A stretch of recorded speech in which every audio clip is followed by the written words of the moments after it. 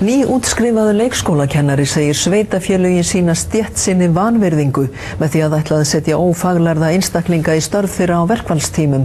Eftir 5 ára háskólanám fær hún 198.000 krónur útborgaðar á mánuði.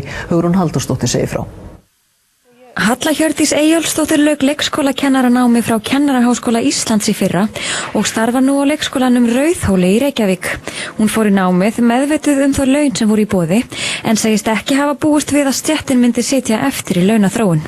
Ég bjóst bara ekki við að bilið á milli okkar og til dæmis grunnskólakennara sem við berum okkur oft við, að bilið yrði svona breytt. Og hún ekki feimin við að sýna landsmönnum launaseðilsinn. En þess má geta að Reykjavíkurborg greiðir starfsmönnum sínum svokallað neysluhlé sem starfsmenn annarra sveitarfélaga fá ekki. Þá yfirvinna og greiðsla vegna stuðningsbarns með talinn. Síðast fekk ég útborgað 198.864 og svo hérna deildarstjórinn minn. Hún með 13 ára starfsreynslu. Hún fær útborgað 226.043 krónur. Í ljósi launana telur hún kröfu leikskólakennara 11% launahækkun umfram aðra samninga ekki ósanngjarna.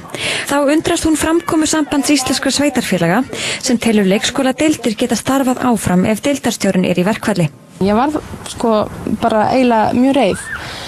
En mér finnst líka bara svekkjandi og bara pínu vanvirðing við leikskólakennara að það hefur verið að segja í rauninni að hver sem getur gegnt okkar starfi og þá fer maður að hugsa býtu hversu er ég þá að fara í háskólanám sem nú orðið 5 ár.